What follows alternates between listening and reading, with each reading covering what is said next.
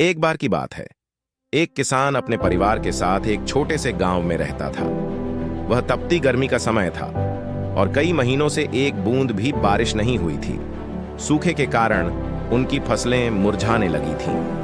पूरा गांव बहुत दुखी था और सभी बारिश का बेसब्री से इंतजार कर रहे थे, लेकिन बारिश नहीं हो रही थी। धीरे धीरे लोगों की उम्मीदें टूटने लगी। एक दिन सभी गांव वालों ने तय किया कि वे अपने अपने घरों में एक साथ मिलकर प्रार्थना करेंगे। तय समय पर किसान, उसकी पत्नी और उनकी 6 साल की बेटी प्रार्थना करने के लिए एकत्र हुए। किसान ने हाथ जोड़कर प्रार्थना की। उसकी पत्नी और बेटी उसके पास बैठी थी। आंसू छिपाते हुए उसने प्रार्थना की, हे भगवान, मैंने सुना है कि आप अपने बच्चों की प्रार्थना सुनते हैं।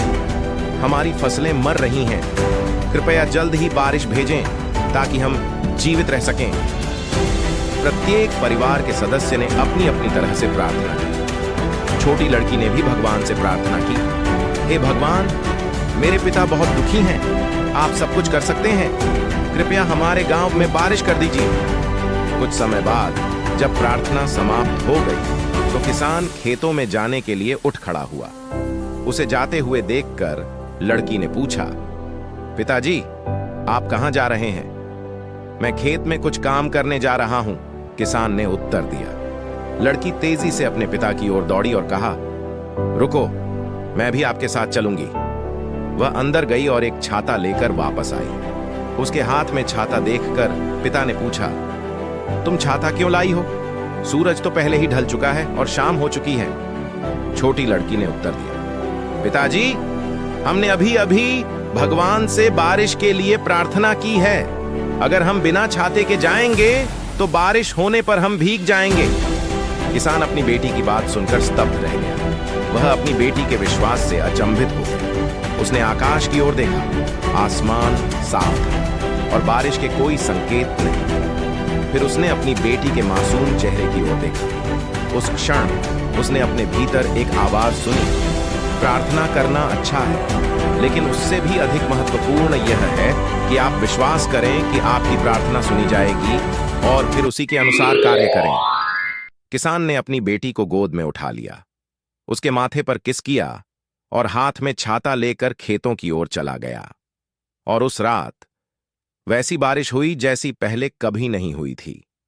किसान और उसकी छोटी बेटी की कहानी हमें विश्वास के बारे में एक महत्वपूर्ण सबक सिखाती है। कई बार हमारे जीवन में जब हम कठिनाइयों या विपत्तियों से गुजर रहे होते हैं तो हमारा विश्वास डगमगाने लगता है और हम निराश हो जाते हैं। इस कहानी में जब भयंकर सूखा पड़ा हुआ था, पूरा गांव बारिश के लिए प्रार्थना कर रहा था, लेकिन उनके दिल संदेह से भरे हुए थे। हालांकि छोटी लड़की छाता लेकर आई, जिससे उसने अपना दृढ़ विश्वास जताया कि बारिश जरूर होगी। विश्वास हमारे जीवन में बहुत महत्वपूर्ण है। यह हमारे सपनों और लक्ष्यों की नींव है। जब हम किसी भी कार्य की शुरुआत आत्मविश्वास के साथ करते हैं तो एक सकारात्मक परिणाम निश्चित होता है। बिना विश्वास के हमारे प्रयास कमजोर हो सकते हैं और हम जल्दी ही हार मान सकते हैं। लेकिन जब हम वास्तव में किसी चीज में विश्वास करते हैं तो हम उन तरीकों से कार्य करने लगते हैं जिससे वह चीज सच हो जाती है। विश्वास हमारे कार्यों को प्रेरित करता है और हमारे कार्यों से परिणाम निकलते हैं। अगर हम अपने लक्ष्यों की ओर संदेह के साथ बढ़ते हैं तो हम आवश्यक प्रयास नहीं कर पाएंगे या पहली बाधा पर ही हार मान लेंगे। लेकिन आत्मविश्वास और विश्वास के साथ हम अधिक दृढ़ और अडिग हो जाते हैं, जिससे हमारे सफल होने की संभावना बढ़ जाती है। हमारे जीवन में विश्वास हर पहलू में महत्वपूर्ण है। जब हम बीमार होते हैं और दवा लेते हैं तो केवल दवा ही हमें ठीक नहीं करती, बल्कि हमारा विश्वास कि दवा हमें ठीक करेगी भी महत्वपूर्ण होता है। इस विश्वास के बिना दवा भी हमें ठीक करने में असफल हो सकती है। यहां तक कि जब हम प्रार्थना करते हैं तो हमारी प्रार्थना में हमारा विश्वास महत्वपूर्ण भूमिका निभाता है। जब हम दृढ़ विश्वास के साथ प्रार्थना करते हैं तो चीजें हमारी इच्छा के अनुसार बदलने लगती हैं। यह कहानी हमें याद दिलाती है कि आत्मविश्वास, हमारे लक्ष्यों या हमारी प्रार्थनाओं में अडिग विश्वास हमारे इच्छित परिणाम ला सकता है। विश्वास केवल अच्छे की उम्मीद करने के बारे में नहीं है, यह इस बात का दृढ़ विश्वास है कि सबसे अच्छा जरूर होगा।